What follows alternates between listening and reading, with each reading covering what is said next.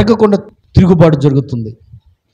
చాలా సంఘాల్లో వ్యతిరేకమైన తిరుగుబాటు, ఆధిపత్యపు పోరు, నచ్చని విధానము. ప్రతిదిన బిడ్డలారా గమనించండి. ఒక ప్రాంతానికి వెళ్ళా. ఆ ప్రాంతానికి వెళ్ళినప్పుడు వార్తన్న దేవుడు 9 కృపావరాలు ఇచ్చాడు, కానీ ఏనాడు చెప్పుకోలేదు. ఈరోజు మీతో చెబుతున్నా, మీ గురించి బయోడేటాతో సహా వివరించి చెప్పగలనయా అన్న. అనగానే ఆయనకేమనిపించిందో తెలియదు నాకు. దేవుడు చెప్పమన్నాడు అసలు బైబిల్లో ఎక్కడన్నట్ట? దేవుడు చెప్పమన్నాడా? చెప్పండి. ఒకళ్ళ గురించి ఒకళ్ళని చెప్పమన్నాడు అసలు దేవుడు? వాళ్ళ గురించి ఒకటి చెప్పమన్నాడా? చెప్పండి. ఎవరికైనా చెప్పినట్టు ఉందా బైబిల్లో అని చెప్పి లేచాడు, స్టార్ట్ చేశాడు. ఒక పావు గంట చెప్పాడు. అయిపోయిన తర్వాత నేను ఒక అరగంట చెప్పా. ఆ తర్వాత నుంచి దగ్గరకు రావట్లా మనిషి. ఆ తర్వాత నుంచి దగ్గర రావట్లా, దూరం నొక్కుని ఉంటున్నాడు. మళ్ళీ దగ్గరికి వెళ్ళి బ్రదర్ రండి బ్రదర్ అంటే, ఓకే పాస్టర్ గారు. నేనేమన్నా ఏమన్నా, ఈ రాత్రి మీరు ఇంటికి వెళ్ళండి, దేవుడు మీతో మాట్లాడతాడు. ఈ రాత్రికి మీరు ఇంటికి వెళ్ళండి, దేవుడు మీతో మాట్లాడతాడు. అప్పుడు తెల్లారి నాతో చెప్పండి. ఇకంతే. ఒక్క మాటే మాట్లాడింది.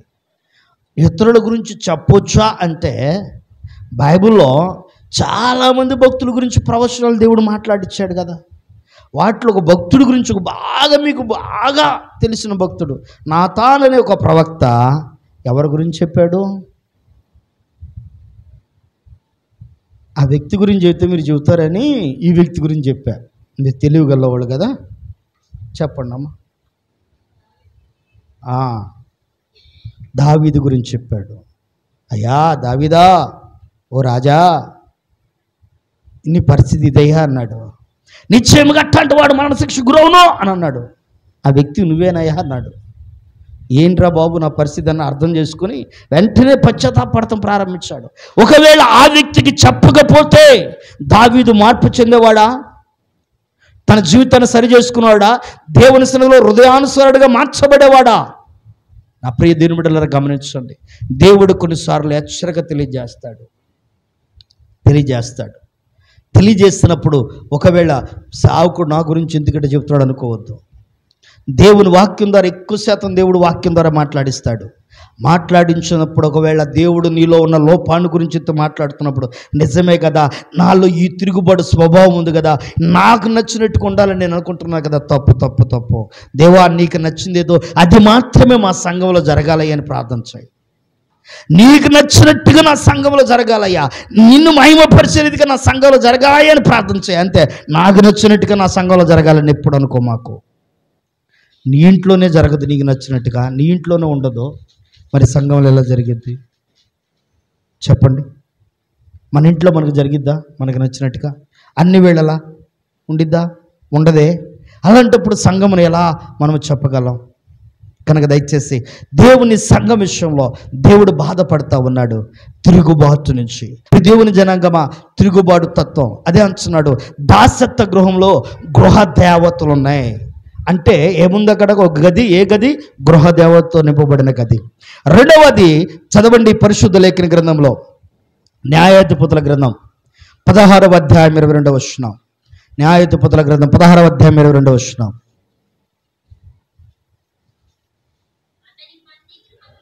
అతని బందీ గృహములో తిరగలి విసురువాడాయను. చాలు. ఏముందంట? బంధకాలు ఉన్నాయంట. కొన్ని గదులు ఉంటాయి, అది చీకటి అగాధపు గదులు, బంధించబడతాం. ఇకంతే ఆ బంధకాల నుంచి బయటికి రాలేం. ఇప్పుడు దేవుని జనాంగం దయచేస్తే గమనించండి, ఆ బంధకాలు బహుభయంకరమైనవి. బంధకాల్లో చాలా ఉన్నాయి. వాటిలో ఒక బంధకాల గురించి చెప్తాను. ఇక్కడ చాలామంది బాధపడతారేమో, బాధపడమాకండి అమ్మా, ఎవరు బాధపడమాకండి. ఒక బంధకాన్ని గురించి చెప్తాను. చదవండి పరిశుద్ధ లేఖన గ్రంథంలో దేవుని వాక్యాన్ని జ్ఞాపకం చేసుకుందాం.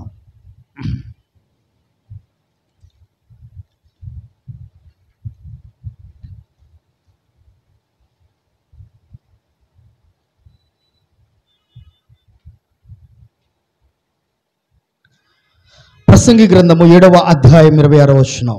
ఒక బంధకం ఇది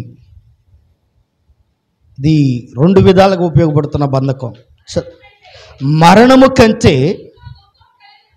ఎక్కువ దుఃఖము కలిగించినది ఒకటి నాకు కనబడెను, అది వలల వంటిదై ఊర్ల వంటి మనసును, బంధకముల వంటి చేతులను కలిగిన ఎవరంట?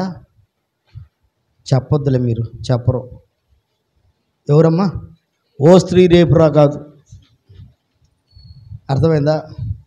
ఓ స్త్రీ రేపురా కాదు. కనుక ఇక్కడ స్త్రీని గురించి సంబోధిస్తున్నాడు. బంధకం, ఆ గృహం ఏముందంట? బంధకాలతో ఉందంట. ఇక్కడ ఆ బంధకాలు ఎలా ఉంటాయి తెలుసా? ఆ బంధక ఉచ్చులు ఎలా ఉంటాయి తెలుసా? సామెతల గ్రంథం. దేవుని జనాంగమా దయచేసి దేవుని వాక్యం వైపు మనసు పెడదాం. సామెతల గ్రంథం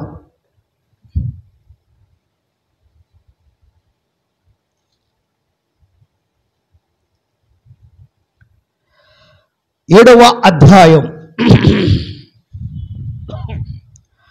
4వ వచనం నుంచి 5వ వచనం చదవండి. 5 చదవండి అమ్మా.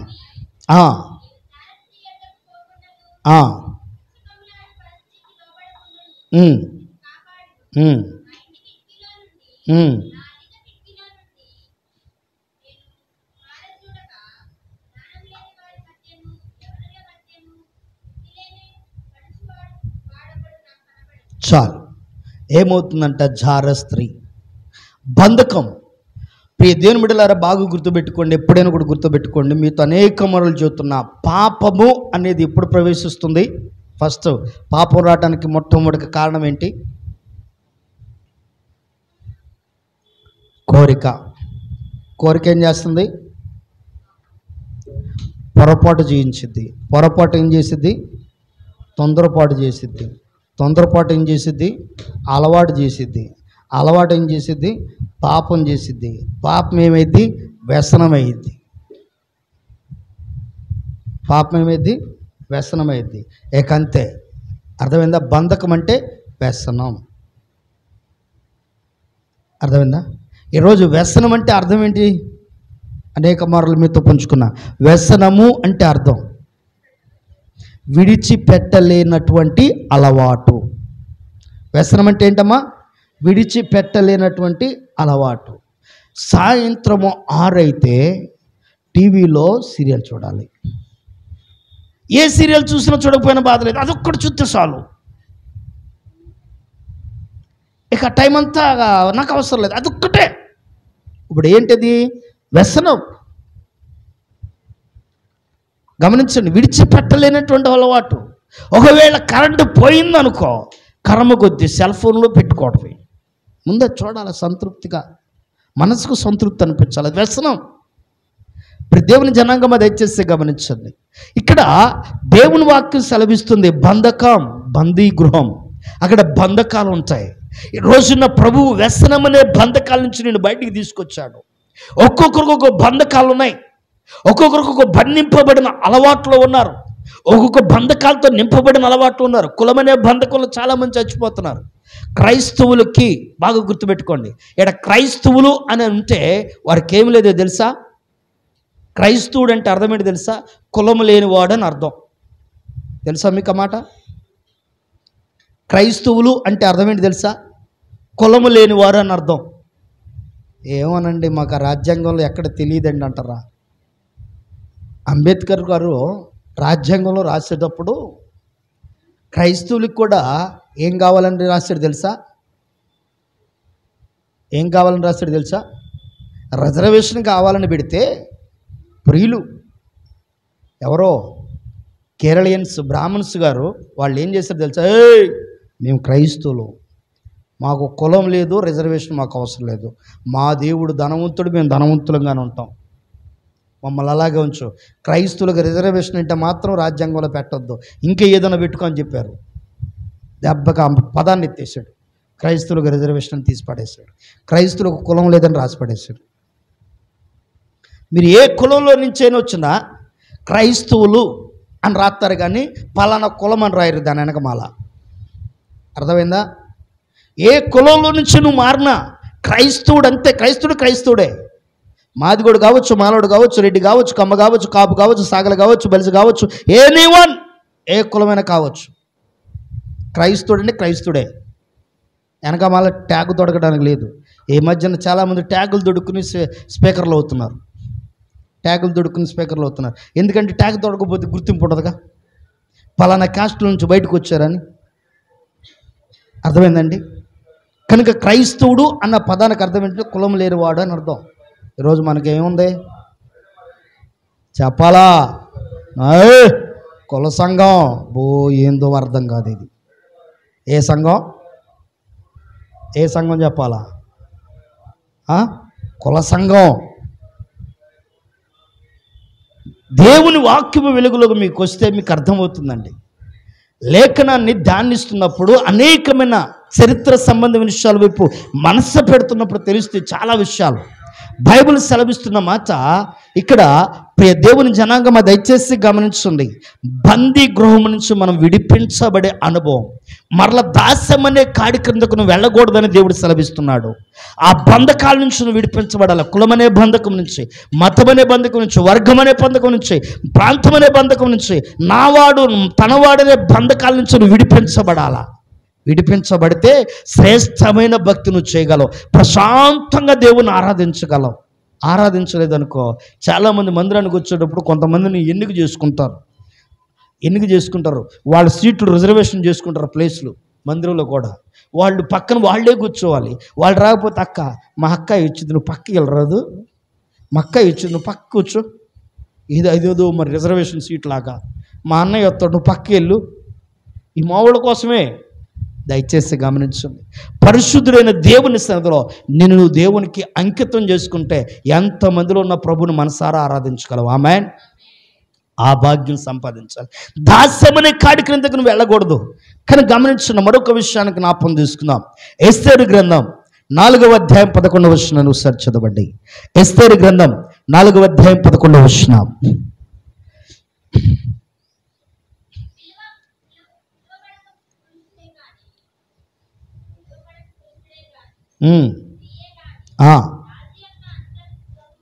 రాజు యొక్క అంతర్గృహమున ప్రవేశించిన ఎడల బ్రతుకున్నట్లుగా రాజు తన బంగారపు దండమును ఎవరు తట్టు చాపునో వారు తప్ప మా ప్రతివాడు సంహరింపబడను. చాలండి, బాగా గుర్తుపడి. అంతర్గృహము.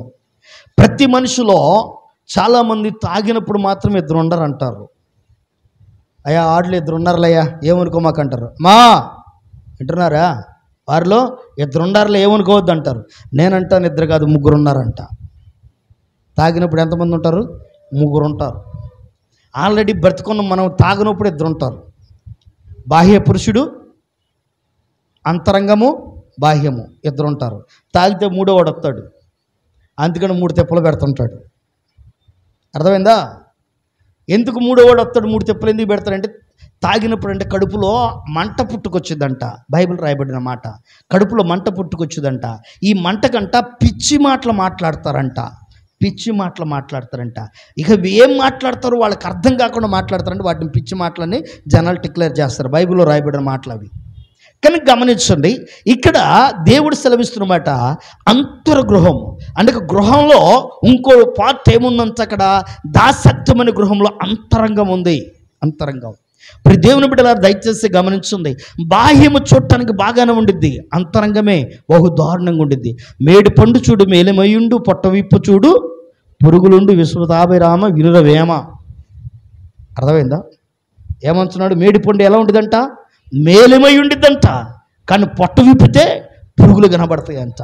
చాలామంది జీవితాల్లో బాహ్యము బాగానే ఉండిద్ది, బాహ్య ఆలోచనలు బాగానుంటాయి, పలకరింపులు బాగుంటాయి, విధానం బాగుంటుంది, కానీ అంతరంగం ముందు చూసారా బహుదారుణంగా ఉండిద్దండి.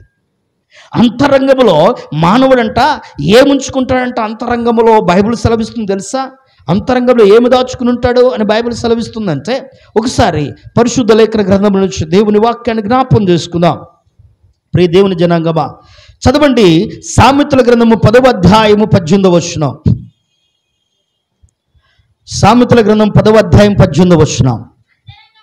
అంతరంగమున పగ ఉంచుకునేవాడు అబద్ధికుడు. చాలమ్మా. అంతరంగంలో ఏముంచుకుంటారు? పగ. దేవుని జనాంగమ దయచేసి గమనించండి. పైకి పక్కన కూర్చున్న అన్నా, అక్క, తమ్ముడా, చెల్లి, బావా, బామర్దే, బా ఏం పిలుపులు ఉంటాయో. రాత్రికాలం ముందు బండి మీద వెళ్తా మా మేనలుడితో చెప్పాను, అరే నాయనా, బంధువుల మధ్యన ఎన్ని గొడవలేని రావచ్చు, ఎన్ని సమస్యలను రావచ్చు, కానీ సమాధాన పడటం గొప్పరా. బందిరికాన్ని తెంచుకోవడం చాలా ఈజీ, కలుపుకోవడం చాలా కష్టం. కలుపుకున్నవాడు ధన్యుడురా తెంచుకున్నవాడు కంటే. ఈరోజు విభేదాలు వచ్చి నేను విడిపోయారు, రేపొద్దున సమస్య వస్తే నీకంటూ అండా ఎవరు కనపడరు, ఒక్కొక్కళ్ళే మిగిలిపోవాలి.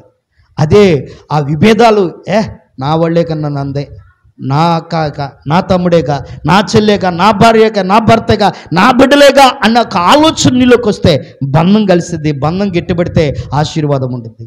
బంధాన్ని పోగొట్టుకోకూడదు. కనుక దినాన్ని దయచేసి గమనించండి. దేవుని వాక్యం సెలవిస్తుంది, అంతరంగము చాలా ప్రాముఖ్యమైంది. పగ పెట్టుకుని పైకి పెదవులతో హిహి అని నవ్వారనుకో, దేవుడు పెళ్ళి నవ్వుడు తెస్తాడు. అనేస్తే పాట పాడాల్సి వచ్చింది, పరదేశులము, నేనే వస్తా పాట పాడతాను అప్పుడు. అర్థమైందా? కనుక అట్టుండ మాకండి. దేవుని సన్నిధిలో మనస్ఫూర్తిగా పలకరించేది ఏదైనా మనస్ఫూర్తిగా పలకరించండి. ఉన్నది ఏదైనా మొహానికి అడిగేసేయండి, తీసేయండి, పక్కన పడేసేయండి, అయిపోయింది. ఇక రెండోది ఎట్టుండాలా, కనపడల్లా మొహం దిబ్బర మొహం లాగేసుకుని, కుడువులు కుండల మొహాలు పెట్టుకుని ఎట చూసుకోవాలి. అంతేనా? ఉండమాకండి మా తల్లులారు, దండం పెడతా. బతికినంత కాలం 36 పళ్ళు తెరిచి ఇహి అని నవ్వుతూ ఉండండి, సంతోషంగా ఉంటారు. అర్థమైందా? మీ పక్కనోడు కూడా సంతోషిస్తారు. అర్థమైందా? అంతేగాని మొహం దుబ్ర మొహాలాగా పెట్టుకొని ఎడ పెట్టుకుని చూస్తూ ఉన్నాడుకో, అసలు పక్కనోడే కాదు, అటు పక్కనోడు కూడా అసహ్యం వేసేది, చే అని.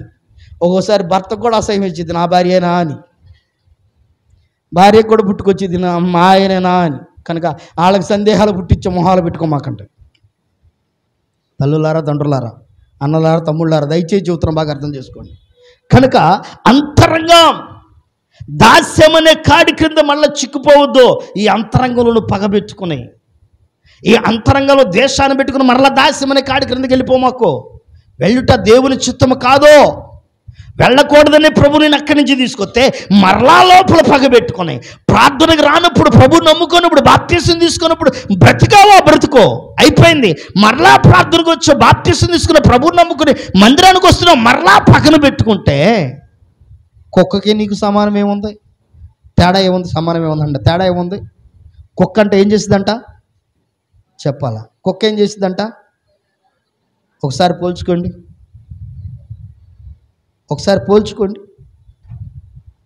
ఇంకా దారుణమైన జంతువును వాడలా, చిన్న జంతువును వాడే మీకు. అర్థమైందా? ఒకసారి ఆలోచన చేయండి. దయచేసి అంతరంగాన్ని పగ విడిచిపెట్టండి, మనస్ఫూర్తిగా పలకరించండి. నష్టమేముందండి? ఒక రోజు తిట్టాడు, మరలా కలిసిపోయి ఎరా బామర్ది బాగున్నావా అన్నావు అనుకో, బావు పలకరించాడు రా అని పలకరిస్తాడు. అక్క బాగున్నావా, ఓ మా చెల్లి పలకరించింది, మా అక్కయ్య పలకరించింది, బాగున్నాను, అయిపోయా. కనపడ్డప్పుడు ఇద్దరు ప్రేమతో మాట్లాడుకుంటారు కదా, ఏముంది దాంట్లో? ఎదురు పడితే ఇట్ట పోతాం, మందిరానికి వస్తే ఇట్ట వెళ్ళటం, ఇటు చూసుకుని ముసుగేసుకుని ఇట్లా చూసుకోవటం, ఈ ముసుగు తీస్తే మళ్ళీ ఇటు చూసుకోవటం. ఏంది దైవికమైన విధానమైన ప్రార్థనలోనే మనం ఉంటుందా? ప్రభునేనా మనం నమ్ముకుంది? ఒక్కసారి ఆలోచించేయండి. ఎక్కడికి వెళ్ళిపోతున్నావు? దాస్యం అనే కాడి క్రిందకి వెళ్ళిపోతున్నావు. నీకు తెలియకుండానే అపవాదిగాడు నిన్ను మరలా తీసుకెళ్తున్నాడు. నువ్వు విడిచొచ్చి నువ్వు అసహించుకుని ఇది కరెక్ట్ కాదని కక్కేసిన ఆ ప్రాంతానికి మరలా నేను తీసుకెళ్ళి అదే కక్కిందే మరలా తిను నీ బతికితే అని చెప్పి మరలా దాన్ని తినిపిస్తున్నాడు. అవసరం అంటారా? ఒక్కసారి ఆలోచించేయండి. దేవుని వాక్యం సెలవిస్తుంది, అలాంటి బ్రతుకు అసహించుకుని కదా ప్రభు సన్నిధికి వచ్చింది. మరలా అలాంటి వైపు వెళుతున్నామంటే ఒక్కసారి ఆలోచించాయి. దేవుని వాక్యం సెలవిస్తుంది. ప్రియమైన బిడ్డలారా, మరొక మాట చదువుకుని ప్రభు సన్నిధిలో ముందుకు కొనసాగుదాం. చదవండి, యెషయా గ్రంథము 22వ అధ్యాయము 8వ వచనం. యెషయా గ్రంథము 22వ అధ్యాయం 8వ వచనం.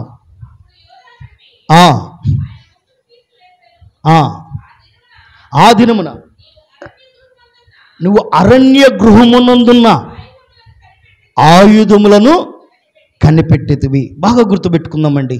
ఇక్కడ ఏముంటాయంట? ఆయుధాలు ఉంటాయంట. ఏముంటాయమ్మా? నా దగ్గర కొన్ని బ్రహ్మాస్త్రాలు ఉన్నాయి, వదిలేను అనుకో అంతే. పాపా, కొంతమంది దగ్గర ఆయుధాలు అంటే ఏంటి చెప్పండి? ఇప్పుడు బ్రహ్మాస్త్రాలు అంటే ఏంటి చెప్పండి? సీక్రెట్లు. కొంతమంది కొన్ని సీక్రెట్లు ఉంటాయి. జాగ్రత్త, నాకు అడ్డం తిరిగేవా లీక్ చేస్తా. ఏఐ వచ్చింది నీకంటే ఎక్కువ లీక్ చేసిద్ది, తెలుసా ఆ సంగతి నీకు? ఏఐ సాఫ్ట్వేర్ నీకంటే ఎక్కువ లీక్ చేసిద్ది.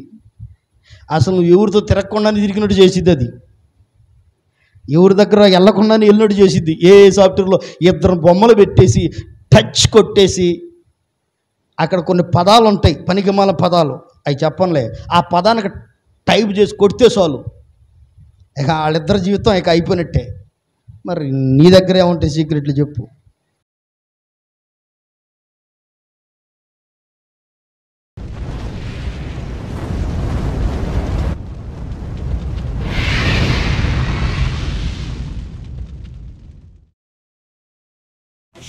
Happy New Year, I wish you Happy New Year, wish you Happy New Year, I wish you Happy New Year.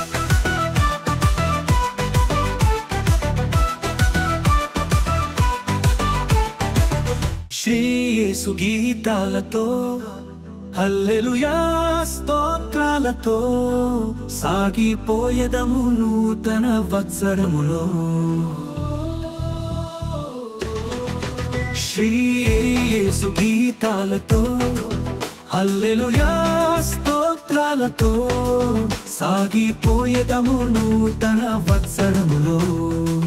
Wish you Happy New Year, I wish you Happy New Year, wish you Happy New Year, I wish you Happy New Year. Shri యేసు గీతాలతో హల్లెలూయా స్తోత్రాలతో సాగిపోయేదము నూతన వత్సరములో.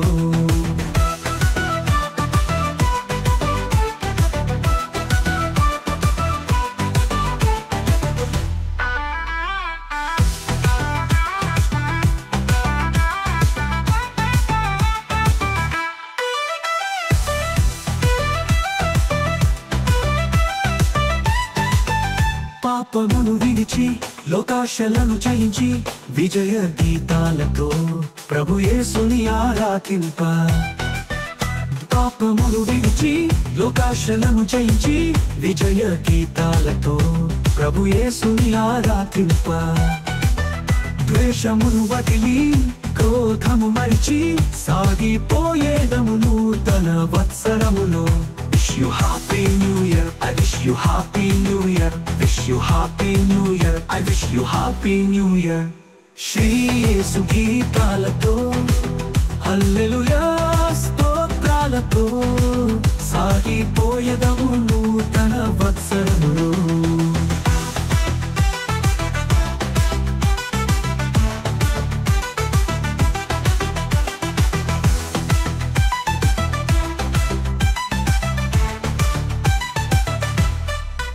సాతానును ఎదిరించి శాశ్వత జీవముకై రక్షణ వస్త్రము ధరించి జీవవాక్యము చేత పట్టి. సాతానును ఎదిరించి శాశ్వత జీవముకై రక్షణ వస్త్రము ధరించి జీవవాక్యము చేత పట్టి. నా యేసుతో నడుచుచు ఆత్మను రక్షింప సాగిపోయేదము నూతన వత్సరములో. Wish you Happy New Year, I wish you Happy New Year, wish you Happy New Year, I wish you Happy New Year. Shri యేసు గీతాలతో హల్లెలూయా స్తోత్రాలతో సాగిపోయేదము నూతన వత్సరములో.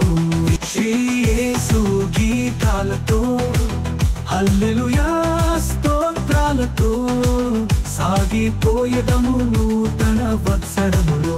Wish you Happy New Year, I wish you Happy New Year, wish you Happy New Year, I wish you Happy New Year, wish you Happy New Year, I wish you Happy New Year, wish you Happy New Year, I wish you Happy New Year.